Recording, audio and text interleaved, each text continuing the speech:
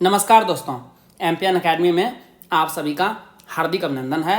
प्रस्तुत है weekly current affairs test series. दोस्तों, इस वीडियो में हम लोग 16 से लेकर 23 मई 2023 तक के समसामयिक घटनाक्रम पर आधारित 30 महत्वपूर्ण मल्टीपल चॉइस क्वेश्चंस को हिंदी और इंग्लिश दोनों भाषाओं में व्याख्या के साथ हल करेंगे। दोस्तों, यदि आपने एमपीएन एकेडमी का टेलीग्राम का पब्लिक पेज ज्वाइन नहीं किया है तो अवश्य ज्वाइन कीजिए। टेलीग्राम पर सर्च कीजिए एमपीएन एकेडमी, इस प्रकार से लोगो आपको दिख जाएगा, ज्वाइन कर लीजिए उसे। क्या क्या आपको मिलेगा वहाँ पर? इंपॉर्टेंट अपडेट्स और न्यूज़ मिलेगी बीपीएससी एग्जाम से संबंधित। फ्री प्लानिंग और स्ट्रैटेजी की पीडीएफ मिलेगी आपको इस टेलीग्राम पेज पर। टॉपर के रिजल्ट्स अनाउंस किए जाते हैं एमपीएन एकेडमी ऐप के जो टेस्ट सीरीज होते हैं करंट अफेयर्स और स्टैटिक पोर्शन के, और एमपीएन एकेडमी यूट्यूब चैनल के वीडियो अपडेट्स भी आपको मिलेंगे। तो इस पेज को अवश्य ज्वाइन कीजिए। पहला प्रश्न है, मेरी लाइफ नामक मोबाइल एप्लीकेशन किस मंत्रालय द्वारा शुरू किया गया है? Which ministry has launched a mobile application called Meri life? The right answer is option number D, पर्यावरण, वन और जलवायु परिवर्तन। Environment, forest and climate change ministry ने जलवायु परिवर्तन हेतु युवाओं को एकजुट करने के लिए 2 समर्पित पोर्टल भी विकसित किए हैं। इसके अलावा मिशन लाइफ पोर्टल और मेरी लाइफ पोर्टल। लाइफ का फुल फॉर्म यहाँ पर हो गया लाइफ स्टाइल फॉर एनवायरनमेंट, यानी पर्यावरण के लिए जीवन शैली। यह ऐप उपयोगकर्ताओं को 5 थीम के तहत जीवन से संबंधित कार्यों की एक श्रृंखला में भाग लेने हेतु प्रोत्साहित करता है। ये 5 थीम क्या क्या हैं? ऊर्जा बचाओ, जल बचाओ, एकल उपयोग प्लास्टिक को कम करो, सतत खाद्य प्रणाली को अपनाओ और स्वस्थ जीवन शैली को अपनाओ। हरिके आर्द्र भूमि कहाँ स्थित है? Where is Harike wetland located? The right answer is option number A, Punjab. News में क्यों है? 3 दशक के बाद मूल रूप से भारतीय उपमहाद्वीप में पाए जाने वाले अद्वितीय मगरमच्छ प्रजाति घड़ियाल को पाकिस्तान के पंजाब प्रांत में देखा गया है। ये घड़ियाल बाढ़ के दौरान भारत से आए होंगे और सीमा के पास सतलुज नदी में रहे होंगे, जिसमें कुल 10 घड़ियाल होने की संभावना है। ब्याज और सतलुज नदियां सीमा से 50 किलोमीटर दूर हरिके आर्द्र भूमि, जो कि पंजाब के फिरोजपुर और अमृतसर सीमा पर 86 वर्ग किलोमीटर का क्षेत्र है, में मिलती है तथा 2017 एवं 2021 के बीच पंजाब सरकार द्वारा चलाए जा रहे एक संरक्षण कार्यक्रम के तहत 94 घड़ियालों को यहाँ पर छोड़ा गया था। घड़ियाल भारत के उत्तरी भाग के ताजे जल के मुख्य रूप से चंबल नदी में पाए जाने वाले मगरमच्छ की एक प्रजाति है और यह है अभी क्रिटिकली इंडेंजर्ड, यानी गंभीर रूप से लुप्तप्राय श्रेणी में IUCN के रेड लिस्ट में। डॉक्टर मनोज सोनी को किसके द्वारा यूपीएससी के नए अध्यक्ष के रूप में शपथ दिलाई गई है? Doctor Manoj Soni has been sworn in as the new chairman of UPSC by? The right answer is option number C, Smita Nagraj. Doctor Manoj Soni ने 16 मई 2023 को संघ लोक सेवा आयोग यानी यूपीएससी के अध्यक्ष चेयरमैन के रूप में पद और गोपनीयता की शपथ ली। आयोग की वरिष्ठतम सदस्य स्मिता नागराज ने इन्हें शपथ दिलाई। डॉक्टर सोनी 28 जून 2017 को आयोग में सदस्य के रूप में शामिल हुए थे। संविधान के अनुच्छेद 316 ए के तहत यह 5 अप्रैल 2022 यानी पिछले साल से ही यूपीएससी के अध्यक्ष के कर्तव्यों का पालन कर रहे हैं। शपथ 2023 में 16 मई को दिलाई गई है। किस अंतरिक्ष स्टार्टअप को मिशन डेप स्पेस के पहले रक्षा उत्कृष्टता के लिए नवाचार यानी आईडेक्स अनुबंध से सम्मानित किया गया है? Which space startup has been awarded the first innovation for defence excellence iDEX contract for mission DefSpace? The right answer is option number A, InspeCity. रक्षा मंत्रालय की प्रमुख परियोजना आईडेक्स ने अपना 250वां अनुबंध मिशन डेप स्पेस के तहत पहला और 100वें स्प्रिंट नौसेना अनुबंध पर हस्ताक्षर किए हैं। इनस्पेस सिटी इस उद्देश्य के लिए एक गैस आधारित प्रणाली विकसित कर रही है। एक बार विकसित होने के बाद इस तकनीक को मिशन के तहत विकसित किए जा रहे क्यूबसैट झंडू सहित अन्य उपग्रहों के साथ एकीकृत किया जा सकता है। जिन स्टूडेंट्स को 69वीं बीपीएससी प्रीलिम्स एग्जाम के लिए करंट अफेयर्स का पीडीएफ चाहिए, उसके बारे में जानकारी यहाँ पर दी जा रही है। लेकिन आइए सबसे पहले यह जानते हैं कि एमपीएन एकेडमी का पीडीएफ ही क्यों? क्योंकि दोस्तों हमने करके दिखाया है। आइए पिछले 4 साल और 5 एग्जाम्स की परफॉर्मेंस आपको दिखाते हैं। 66वीं बीपीएससी प्रीलिम्स का एग्जाम 2020 में हुआ था। कुल प्रश्न एमपीएन अकेडमी पीडीएफ से टैली हुआ है 36। बिहार एसआई प्रारंभिक परीक्षा 2021, क्योंकि 2021 में बीपीएससी का कोई एग्जाम हुआ ही नहीं कोविड के कारण से, तो जो सेकेंड बेस्ट एग्जाम हुआ है वो हमने लिया है। उसमें शिफ्ट 1 और शिफ्ट 2 दोनों मिला करके 31 प्रश्न टैली हुए हैं। 67वीं बीपीएससी प्रारंभिक परीक्षा 2022 में एक बार तो कैंसिल हो गया था और फिर उसके बाद री एग्जाम हुआ, दोनों मिला करके 59 प्रश्न टैली हुए हैं। बीपीएससी सीडीपीओ प्रारंभिक परीक्षा 2022 में ही 30 प्रश्न टैली हुआ है एमपीएन अकेडमी पीडीएफ से। और अभी हाल ही में 68वीं बीपीएससी प्रारंभिक परीक्षा 2023 में हुआ है और इस बार के प्रश्न बहुत ही हार्ड थे। यहाँ भी प्रश्न टैली हुआ है 23। तो दोस्तों आपने देखा 4 साल 5 exams, consistency at its best. MPN academy दोस्तों कंसिस्टेंसी के लिए जाना जाता है। कुल मिला करके MPN academy current affairs PDF से इन 5 एग्जाम्स में 217 प्रश्न पूछे गए थे करंट अफेयर्स से संबंधित और 179 क्वेश्चंस टैली हुआ है एमपीएन अकेडमी पीडीएफ से। तो परफॉर्मेंस क्या रहा 82.49% and that is MPN academy for you. दोस्तों इन सभी एग्जाम्स में पूछे गए करंट अफेयर्स जो कि एमपीएन अकेडमी से टैली हुए हैं, इस सभी की वीडियो आपको इस यूट्यूब चैनल पर मिल जाएगी और हमारे एमपीएन अकेडमी के टेलीग्राम पेज पर भी वीडियो का लिंक आपको मिल जाएगा। आपको इन सभी वीडियोस को देखना चाहिए क्योंकि इससे आपको पता चलेगा कि किस प्रकार से प्रश्न बीपीएससी प्रीलिम्स एग्जाम्स में पूछे जाते हैं और एमपीएन अकेडमी का इस्तेमाल आप लोग इसे क्रैक करने में कैसे कर सकते हैं। आइए अब बात करते हैं कि 69वीं BPSC prelims exam current affairs PDF जो एमपीएन अकेडमी द्वारा जारी की जाती है क्या क्या आपको मिलेगा और किस प्रकार से आप साल भर के करंट अफेयर्स को सिस्टमेटिक तरीके से केवल 18 घंटे में रिवाइज कर सकते हैं एक बार। सबसे पहला टाइप जो कंटेंट मिलेगा वो मिलेगा वीकली करंट एमसीक्यूज नेशनल और इंटरनेशनल। साल भर में कुल 50 पीडीएफ के लगभग रहेंगे। इसमें बजट और इकोनॉमिक सर्वे भी इंक्लूड रहेगा। एक पीडीएफ को रिवाइज करने में 6 मिनट का समय लगेगा, तो 300 मिनट यानी 5 घंटे में आप साल भर के वीकली करंट एमसीक्यूज को एक बार रिवाइज कर सकते हैं। सेकेंड टाइप का कंटेंट है monthly current affairs short notes national और इंटरनेशनल का 12 महीने का 12 पीडीएफ। एक पीडीएफ को रिवाइज करने में आपको 30 मिनट का समय लगेगा, तो कुल 6 घंटे में इसे भी आप साल भर के कंटेंट को समाप्त कर सकते हैं। बिहार मंथली करंट अफेयर्स, इसकी आपको एमसीक्यूज और शॉर्ट नोट्स दोनों एक ही पीडीएफ में अवेलेबल कराई गई है। 14 पीडीएफ रहेगा, 12 महीने का 12 पीडीएफ, उसके बाद इकोनॉमिक सर्वे और बजट।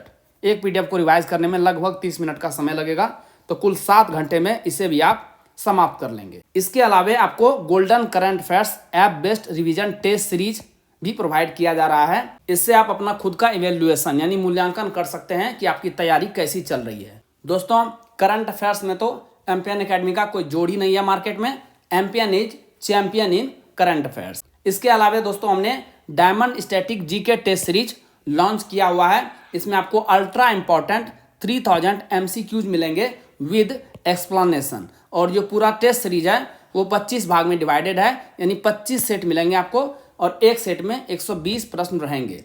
हिस्ट्री से 30 प्रश्न, साइंस से 30 प्रश्न एक सेट में, बिहार से 20 प्रश्न, इकोनॉमी से 10 प्रश्न, पॉलिटी से 10 प्रश्न, ज्योग्राफी से 10 प्रश्न और मैथ और रीजनिंग के भी 10 प्रश्न आपको मिलेंगे।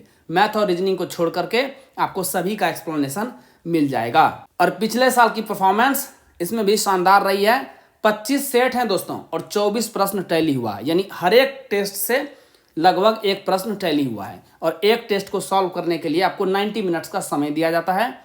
आप टेस्ट को सॉल्व कीजिए और रिजल्ट तुरंत आप चेक कर सकते हैं कि आपका कितना मार्क्स आया है। दोस्तों ये पीडीएफ और टेस्ट सीरीज आपको मिलेगा कैसे? यदि आपने एमपीएन अकेडमी ऐप डाउनलोड नहीं किया है, टाइप कीजिए एमपीएन अकेडमी और इस प्रकार से एमपीएन अकेडमी का ऐप है उसे इंस्टॉल कीजिए।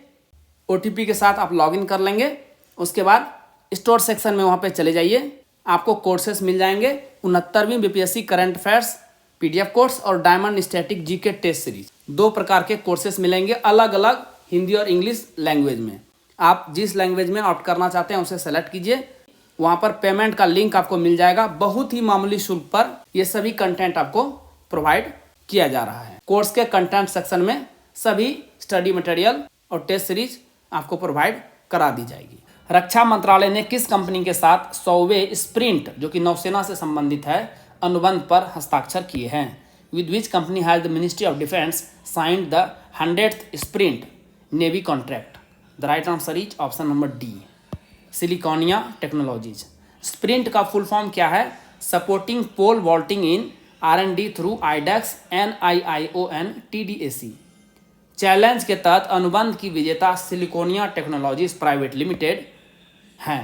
इस चैलेंज का उद्देश्य चरणबद्ध सरणी रडार के लिए हल्के अनुप्रयोग विशिष्ट एकीकृत सर्किट यानी ASIC आधारित संचार प्रणाली विकसित करना है। सैटेलाइट ट्रैकिंग के लिए यह प्रणाली विभिन्न प्रकार के रिसीवर यानी ट्रांसमीटर का विकल्प प्रदान करती है। यह लो अर्थ ऑर्बिट यानी LEO पृथ्वी की मध्यम कक्षा और भूस्थैनिक उपग्रहों के साथ संचार तथा संपर्क के लिए सॉफ्टवेयर डिफाइंड एंटेना का उपयोग करता है। आप कमेंट बॉक्स में लिखिए कि NIIO और TDAC का फुल फॉर्म क्या है यहाँ पर, जो स्प्रिंट के फुल फॉर्म में यूज किया गया है। त्र्यंबकेश्वर मंदिर किस राज्य में स्थित है? In which state is the Trimbakeshwar temple located? The right answer is option number B, Maharashtra.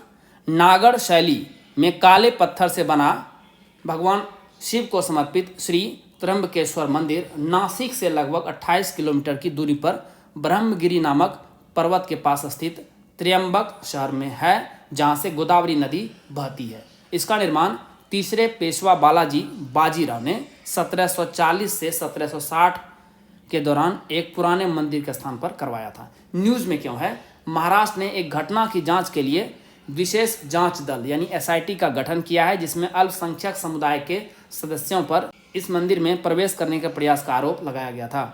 मंदिर प्रबंधन के अनुसार केवल हिंदुओं को मंदिर में प्रवेश करने की अनुमति है।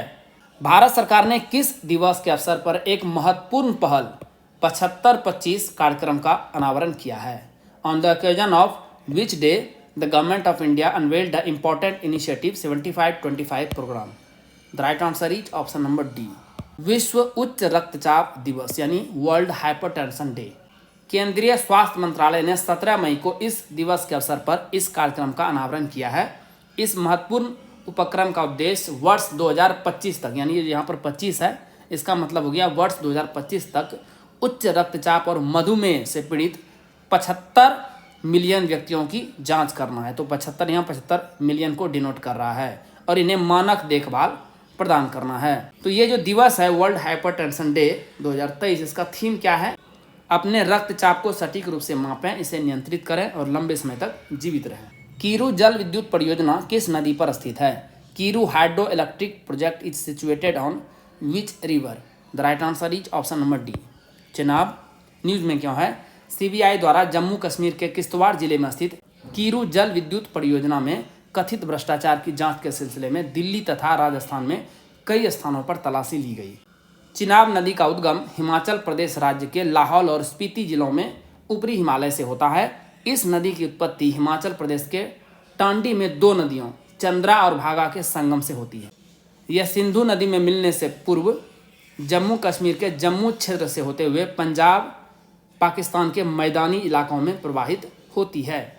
केंद्रीय मंत्री भूपेंद्र यादव ने किस शहर में सतत भूमि प्रबंधन पर उत्कृष्टता केंद्र का उद्घाटन किया? Union minister Bhupendra Yadav inaugurated the Center of Excellence on Sustainable Land Management in which city? The right answer is option number C, Dehradun. सतत भूमि प्रबंधन हेतु उत्कृष्टता केंद्र का औपचारिक उद्घाटन 20 मई 2023 को भारतीय वानिकी अनुसंधान और शिक्षा परिषद ICFRE देहरादून में किया गया। इस पहल की घोषणा भारत के प्रधानमंत्री द्वारा वर्ष 2019 में संयुक्त राष्ट्र convention to combat desertification UNCCD के 14वें सम्मेलन यानी COP14 के दौरान की गई थी। किसने अपने ही रिकॉर्ड को तोड़ते हुए 28वीं बार माउंट एवरेस्ट पर चढ़ाई की? Who scaled Mount Everest for the 28th time, beating his own record? The right answer is option number B, कामी रीता शेरपा। शेरपा गाइड कामी रीता ने 23 मई 2023 को 28वीं बार माउंट एवरेस्ट पर चढ़ाई की और इसे स्थापित करने के एक सप्ताह से भी कम समय में अपने ही वर्ल्ड रिकॉर्ड को तोड़ दिया। इनकी नवीनतम चढ़ाई साथी शेरपा गाइड पसांग दावा द्वारा शिखर पर इनकी 27 यात्राओं के रिकॉर्ड की बराबरी करने के एक दिन बाद ही हुई है। माउंट एवरेस्ट की ऊंचाई है 8,849 मीटर। नेपाल ने इस साल रिकॉर्ड तोड़ 467 परमिट जारी किए हैं। आप सभी जान ही रहे हैं कि न्यूजीलैंड के एडमंड हिलेरी और उनके शेर्पा गाइड तेंजिंग नोर्गे ने इस शानदार उपलब्धि को सबसे पहले 1953 में हासिल किया था। प्रथम चीन मध्य एशिया शिखर सम्मेलन किस शहर में आयोजित किया गया? First China central Asia summit was held in which city? The right answer is option number A, Xi'an. पहला चीन मध्य एशिया शिखर सम्मेलन 18 से 19 मई इस वर्ष तक चीन के शियान स्वांगसी प्रांत में शियान अंतर्राष्ट्रीय सम्मेलन केंद्र में आयोजित किया गया, जिसकी मेजबानी राष्ट्रपति शी जिनपिंग ने की। इस शिखर सम्मेलन में कजाकिस्तान, किर्गिस्तान, ताजिकिस्तान, तुर्कमेनिस्तान और उज्बेकिस्तान के नेताओं ने भाग लिया। Race to net zero Asia और प्रशांत में त्वरित जलवायु कार्रवाई नामक रिपोर्ट किस संस्था द्वारा जारी किया गया है? Which organisation has released the report title the race to net zero accelerating climate action in Asia and the Pacific? The right answer is option number C, ESCAP। Bangkok स्थित UN economic and social commission for Asia and the Pacific यानी ESCAP ने report में 3 प्रमुख क्षेत्रों ऊर्जा, परिवहन और अंतर्राष्ट्रीय व्यापार और निवेश में उत्सर्जन अंतर को कम करने के लिए आवश्यक परिवर्तनों को सूचीबद्ध किया है। इस रिपोर्ट के अनुसार एशिया प्रशांत के अधिकांश देश चरम मौसम की घटनाओं और प्राकृतिक आपदाओं का सामना करने के लिए अपर्याप्त रूप से तैयार हैं। एक कैलेंडर वर्ष में टेस्ट, वनडे, T20 इंटरनेशनल और IPL में शतक बनाने वाले पहले भारतीय क्रिकेटर कौन बन गए हैं? Who has become the first Indian cricketer to score a century in test, ODI, T20 international and IPL in a calendar year? The right answer is option number C, Shubman Gill. भारतीय टीम के सलामी बल्लेबाज शुभमन गिल ने Sunrisers Hyderabad IPL team के खिलाफ match में 101 run की शानदार पारी खेली। यह IPL में इनका पहला शतक था। यह गुजरात टाइटंस के लिए शतकीय पारी खेलने वाले पहले बल्लेबाज भी हैं। यह खेल के इतिहास में एक ही वर्ष में खेल के तीनों प्रारूपों यानी टेस्ट, वनडे, T20 इंटरनेशनल और IPL में शतक बनाने वाले श्रीलंकाई दिग्गज महिला जयवर्धने जिन्होंने 2010 में किया था ये कमाल, और ऑस्ट्रेलियाई बल्लेबाज डेविड वार्नर 2019 में के साथ शामिल हो गए हैं। तो तीसरे खिलाड़ी हैं ओवरऑल भारतीय में पहले। IPL इतिहास का सबसे तेज अर्धशतक किसने लगाया है? Who has scored the fastest 50 in IPL history? The right answer is option number D, Yashasvi Jaiswal. Rajasthan Royals के 21 वर्षीय सलामी बल्लेबाज यशस्वी जायसवाल ने 11 मई को सिर्फ 13 गेंदों में अपना अर्धशतक पूरा किया। जायसवाल का कुल स्कोर रहा इस मैच में 47 गेंदों पर 98 नाबाद रन। दूसरे स्थान पर KL राहुल 2018 और पैट कमिंस 2022 हैं जिन्होंने 50 रन तक पहुंचने के लिए 14 गेंदों का इस्तेमाल किया है। IPL इतिहास में सर्वाधिक शतक जड़ने का रिकॉर्ड किस क्रिकेटर ने बनाया है? Which cricketer has made the record of scoring most centuries in IPL history? The right answer is option number B, Virat Kohli. Kohli ने IPL 2023 के खेले गए अंतिम लीग मैच में गुजरात टाइटंस के खिलाफ बेंगलोर में IPL करियर का 7वां शतक जड़ते हुए क्रिस गेल के रिकॉर्ड को तोड़ दिया, जिसने 6 शतक, और तीसरे स्थान पर हैं जोस बटलर 5 शतक के साथ। इसके साथ ही कोहली IPL इतिहास में लगातार 2 मैचों में शतक जड़ने वाले पहले खिलाड़ी भी बन गए हैं। इस मैच से पहले इन्होंने सनराइजर्स हैदराबाद के खिलाफ खेले गए मैच में 63 गेंदों में 100 रनों की शानदार पारी खेली थी। दक्षिण एशियाई युवा टेबल टेनिस चैंपियनशिप 2023 का आयोजन किस शहर में किया गया? In which city the south Asian youth table tennis championship 2023 was organised? The right answer is option number B, Itanagar. इस चैंपियनशिप में 6 देशों भूटान, बांग्लादेश, भारत, मालदीव, श्रीलंका और नेपाल के 100 से अधिक एथलीटों ने भाग लिया। भारत ने इस चैंपियनशिप में 16 गोल्ड मेडल अपने नाम किए। अंडर 19 लड़कों की एकल स्पर्धा में अंकुर भट्टाचार्य ने पायस जैन को 4-2 से हराकर स्वर्ण पदक जीता। अंडर 19 लड़कियों की एकल स्पर्धा में सुहाना सैनी ने एक पक्षीय फाइनल में यशस्वी घोड़पड़े को 4-1 से शिकस्त दी। मिक्स डबल्स में पायस जैन और यशस्विनी घोड़पड़े ने मालदीव के अपने प्रतिद्वंदी अखियार अहमद खालिद और फातिमत धीमा अली को हराकर स्वर्ण पदक पर कब्जा किया। भारत फ्रांस के बीच व्यापार संबंधों को मजबूत बनाने के लिए knight of the legion of honour से किसे सम्मानित किया गया है? Who has been conferred with Knight of the Legion of Honor for strengthening trade ties between India and France? The right answer is option number C. N Chandrasekaran. Tata समूह के chairman N Chandrasekaran को हाल ही में फ्रांस के सर्वोच्च नागरिक सम्मान knight of the legion of honour से सम्मानित किया गया। फ्रांस की विदेश मंत्री कैथरीन कोलोना ने उन्हें यह सम्मान दिया। इस साल की शुरुआत में टाटा समूह के स्वामित्व वाली एयर इंडिया ने एयरबस से 250 विमान खरीदने के लिए एयरबस के साथ अरबों डॉलर का सौदा किया था, जिसमें 210 A320 नियो विमान और 40 A350 विमान शामिल थे। न्यूयॉर्क पुलिस विभाग में सर्वोच्च रैंकिंग वाली पहली दक्षिण एशियाई महिला कौन बन गई हैं? Who has become the first highest ranking south Asian woman in the New York police department? The right answer is option number D, Pratima Bhullar Maldonado. New York police विभाग की भारत मूल की पुलिस अधिकारी कैप्टन प्रतिमा भुल्लर माल्डोनाडो हाल ही में कैप्टन के पद पर पदोन्नति के बाद न्यूयॉर्क पुलिस विभाग में सर्वोच्च रैंकिंग वाली पहली दक्षिण एशियाई महिला बन गई है। यह भारत में पंजाब राज्य से बिलोंग करती हैं। चक्रवात मोचा से प्रभावित म्यांमार की सहायता के लिए भारत ने कौन सा बचाव अभियान लॉन्च किया? Which rescue operation was launched by India to help Myanmar affected by cyclone mocha?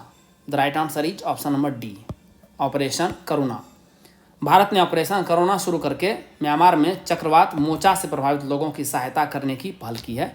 18 मई को 3 जहाज INS शिवालिक, कमोर्ता और सावित्री, खाद्य आपूर्ति टेंट, आवश्यक दवाएं, पानी के पंप, पोर्टेबल जनरेटर, कपड़े और स्वच्छता वस्तुओं जैसी आपातकालीन राहत सामग्री के साथ यांगून पहुंचे। तूफान बंगाल की खाड़ी में उभरा और 1982 के बाद से अरब सागर और बंगाल की खाड़ी में बनने वाले सबसे मजबूत ऑल सीजन चक्रवात के रूप में दर्ज किया गया था, जिसकी गति थी 277 किलोमीटर प्रति घंटा हवा की गति। तूफान का नाम मोचा यमन ने सुझाया था। पेट्रोलियम और प्राकृतिक गैस नियामक बोर्ड का नया चेयरमैन किसे नियुक्त किया गया है? Who has been appointed as the new chairman of the petroleum and natural gas regulatory board? The right answer is option number C, Anil Kumar Jain. सरकार ने अनुभवी नौकरशाह और गैस क्षेत्र के विशेषज्ञ अनिल कुमार जैन को 2006 में गठित तेल और गैस क्षेत्र की नियामक संस्था PNGRB का नया चेयरमैन बनाया है। मंत्रिमंडल की नियुक्ति समिति ACC ने PNGRB के नए चेयरमैन के रूप में जैन की नियुक्ति को मंजूरी दी। बिहार में जन्मे जैन मध्य प्रदेश कैडर के 1986 बैच के IAS अधिकारी हैं। इन्होंने दिनेश कुमार सर्राफ की जगह ली। जैन पिछले साल अक्टूबर में कोयला सचिव के रूप में रिटायर हुए थे। भारतीय प्रतिस्पर्धा आयोग CCI की नई चेयरपर्सन कौन बनी हैं? Who has become the new chairperson of the competition commission of India CCI? The right answer is option number ए, रवनीत कौर। यह इस पद पर पहुंचने वाली पहली महिला अधिकारी बन गई हैं। यह 1988 बैच की पंजाब कैडर की IAS अधिकारी हैं। अक्टूबर 2022 में अशोक कुमार गुप्ता के रिटायर होने के बाद से यह पद खाली था। डॉक्टर संगीता वर्मा वर्तमान में अंतरिम चेयरपर्सन के रूप में कार्य कर रही थीं। आयोग की स्थापना 14 अक्टूबर 2003 को हुई थी। आयोग में एक अध्यक्ष और केंद्र सरकार द्वारा नियुक्त कम से कम 2 और अधिकतम 6 अन्य सदस्य शामिल होते हैं। भारत में 4G नेटवर्क को आगे बढ़ाने के लिए BSNL ने किस टेक फर्म को 15,000 करोड़ रुपए का ऑर्डर दिया है? BSNL has placed an order worth 15,000 crore rupees to which tech firm to roll out 4G network in India? The right answer is option number B, TCS। पिछले कई वर्षों से घाटे से जूझ रही सरकारी टेलीकॉम कंपनी भारत संचार निगम लिमिटेड BSNL जल्द 4G और 5G सर्विसेज शुरू करने के लिए तैयार दिखाई दे रही है। ऑपरेटर को इसके लिए 89,000 करोड़ रुपये के रिवाइवल पैकेज की स्वीकृति भी मिल गई है।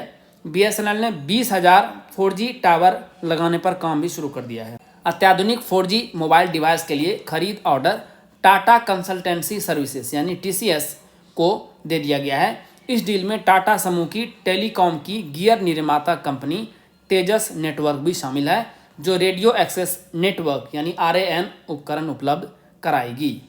TCS के नेतृत्व वाले कंसोर्टियम में तेजस नेटवर्क और C भी शामिल हैं। प्रधानमंत्री नरेंद्र मोदी ने जापान के किस शहर में राष्ट्रपिता महात्मा गांधी की प्रतिमा का अनावरण किया है?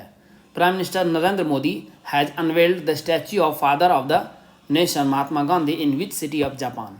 The right answer is option number C, Hiroshima. PM Modi G7 शिखर सम्मेलन में भाग लेने के लिए जापान की यात्रा पर थे। हालांकि भारत G7 ग्रुप का सदस्य नहीं है, लेकिन भारत जापानी प्रधानमंत्री के आमंत्रण पर इस बैठक में शामिल हुए। G7 देशों के शिखर सम्मेलन की अध्यक्षता जापान द्वारा की गई है। कभी यह ग्रुप G8 भी हुआ करता था, क्योंकि अमेरिका की सलाह पर साल 1998 में इसमें रूस को शामिल किया गया था, लेकिन बाद में रूस को इस समूह से हटा दिया गया। फिजी के सर्वोच्च सम्मान companion of the order of Fiji से किसे सम्मानित किया गया है? Who has been conferred with Fiji's highest honour companion of the order of Fiji? The right answer is option number B, Narendra Modi. Fiji के प्रधानमंत्री सत्विनी राबुका ने अपने देश के सर्वोच्च सम्मान companion of the order of Fiji से प्रधानमंत्री नरेंद्र मोदी को नवाजा है। पपुआ न्यू गिनी ने भी पीएम मोदी को अपने सर्वोच्च सम्मान companion of the order of Logohu से पीएम मोदी को सम्मानित किया है। पपुआ न्यू गिनी के governor general sir Bob Dadae ने पीएम मोदी को सम्मानित करते हुए कहा कि पैसिफिक द्वीप देशों की एकता के कारण और ग्लोबल साउथ की अगुवाई में सहयोग के लिए पीएम मोदी को यह अवार्ड दिया गया है। तो दो अवार्ड लगातार एक ही दिन इन्हें मिला है। स्पीड टेस्ट ग्लोबल इंडेक्स 2023 में मोबाइल इंटरनेट के मामले में पहले स्थान पर कौन है? Who has topped the speed test global index 2023 in terms of mobile internet? The right answer is option number A, Qatar. Internet speed test करने वाली टेक फर्म उकला द्वारा जारी इस रिपोर्ट में खाड़ी देश कतर वैश्विक स्तर पर 189.98 Mbps की औसत डाउनलोड स्पीड के साथ पहले स्थान पर है। यूएई दूसरे स्थान पर और मकाऊ तीसरे स्थान पर है। मोबाइल इंटरनेट के मामले में भारत में नेट की स्पीड रही 36.35 MB/s और रैंक रही भारत की 60वीं। उकला द्वारा अप्रैल 2023 के लिए जारी की गई ग्लोबल स्पीड टेस्ट रिपोर्ट के मुताबिक फिक्स्ड ब्रॉडबैंड डेटा स्पीड में ग्लोबल लेवल पर नंबर 1 रहा है सिंगापुर 242 Mbps की औसत डाउनलोड स्पीड के साथ। भारत की रैंक रही इस मामले में 83वीं, नेट स्पीड थी 51.12 Mbps। किस राज्य में मुख्यमंत्री सीखो कमाओ योजना नामक एक नई योजना को मंजूरी दी गई है? In which state a new scheme called Mukhyamantri Seekho Kamao Yojana has been approved? The right answer is option number D, Madhya Pradesh. इस योजना के तहत सरकार की विभिन्न क्षेत्रों में लगभग 700 विभिन्न प्रकार के कार्यों में प्रशिक्षण देने की योजना है। प्रतिभागियों को उनकी शैक्षणिक योग्यता के आधार पर मासिक वजीफा भी मिलेगा। 12वीं कक्षा पास करने वालों को 8,000 रुपये प्रति माह, ITI पास करने वालों को 8500 रुपये प्रति माह, डिप्लोमा या उच्च डिग्री वाले व्यक्तियों को क्रमशः 9,000 और 10,000 रुपये प्रति माह मिलेंगे। भारतीय पुरातत्व सर्वेक्षण ASI ने किस राज्य में स्थित कपिलेश्वर मंदिर को संरक्षित स्मारकों की सूची में जोड़ा है? The archaeological survey of India ASI has added the Kapileshwar temple located in which state to the list of protected monuments? The right answer is option number A, Orissa. Bhubaneswar, जिसे भारत का मंदिर शहर कहा जाता है, कई प्राचीन और पूजनीय मंदिरों का घर है। इनमें कपिलेश्वर मंदिर का विशेष स्थान है। प्रसिद्ध लिंगराज मंदिर से लगभग 1 किलोमीटर दूर कपिल प्रसाद क्षेत्र में स्थित यह शिवजी का मंदिर सदियों से एक महत्वपूर्ण धार्मिक और सांस्कृतिक स्थल रहा है। कपिलेश्वर शिव मंदिर, जिसे आमतौर पर कपिलेश्वर मंदिर कहा जाता है, 5वीं शताब्दी का एक समृद्ध इतिहास रहा है इसका। भारतीय सेना के गजराज कोर ने किस नदी में जल राहत नामक एक संयुक्त बाढ़ राहत अभ्यास आयोजित किया? Indian army's Gajraj corps conducted a joint flood relief exercise named Jal Rahat in which river? The right answer is option number C, Manas. मानसून के मौसम में पहले बाढ़ राहत तैयारियों को बढ़ाने के उद्देश्य से यह ड्रिल असम में मानस नदी पर हगरामा ब्रिज पर हुई थी। भारतीय सेना के गजराज कोर के साथ सशस्त्र सीमा बल SSB, राष्ट्रीय आपदा प्रतिक्रिया बल NDRF, राज्य आपदा प्रतिक्रिया बल SDRF, जिला आपदा प्रबंधन प्राधिकरण DDMA के कर्मियों और पुलिस प्रतिनिधियों ने अभ्यास में भाग लिया। मानस नदी किस नदी की एक सहायक नदी है? Please write in the comment section. 100 days 100 page अभियान किसने शुरू किया है? Who has launched the 100 days 100 page campaign? The right answer is option number B, RBI। इस अभियान का उद्देश्य 100 दिनों की अवधि के भीतर सभी जिलों के प्रत्येक बैंक में शीर्ष 100 लावारिस जमा राशि यानी अनक्लेम्ड डिपॉजिट का पता लगाना और इसका निपटान करना है। इन जमाओं पर ध्यान केंद्रित करके RBI यानी रिजर्व बैंक ऑफ इंडिया का लक्ष्य यह सुनिश्चित करना है कि सही मालिक या दावेदार अपने लंबे समय से अतिदेय धन प्राप्त करें। फरवरी 2023 तक आरबीआई के उपलब्ध आंकड़ों के अनुसार सार्वजनिक क्षेत्र के बैंकों ने आरबीआई को बिना दावे वाली राशि के रूप में 35,012 करोड़ रुपए की राशि हस्तांतरित की थी, जिसमें से स्टेट बैंक ऑफ इंडिया सबसे ज़्यादा 8,086 करोड़ रुपये, सेकंड स्थान पर पीएनबी 5,340 करोड़ रुपये, तीसरे स्थान पर कैनरा बैंक और चौथे स्थान पर रहा बैंक ऑफ बड़ौदा।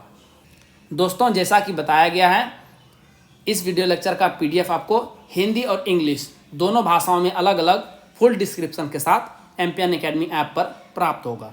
दोस्तों, इन पीडीएफ के सारे आप इस आधे घंटे के वीडियो लेक्चर को आसानी से 5 से 6 मिनट में रिवाइज कर पाएंगे, जिससे आपका बहुत सारा समय बचेगा, जिसे आप स्टैटिक पोर्शन पर खर्च कर सकते हैं और अपने टाइम को बेटर मैनेज कर सकते हैं। दोस्तों, एम्पियन एकेडमी ऐप का लिंक आपको इस वीडियो के डिस्क्रिप्शन बॉक्स और पिंड कमेंट सेक्शन में प्रोवाइड करा दिया जाएगा।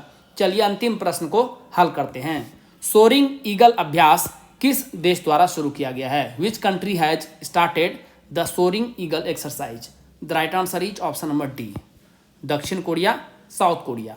साउथ कोरिया वायुसेना ने हाल ही में सोरिंग ईगल अभ्यास शुरू किया।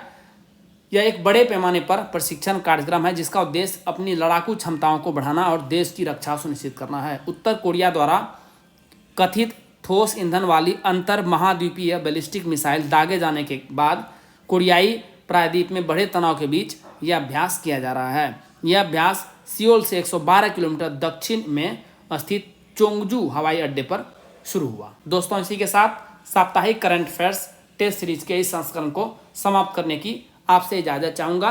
वीडियो देखने के लिए बहुत बहुत धन्यवाद। Thank you very much. जल्द ही मिलते हैं अगले वीडियो में। All the best for your exam preparation.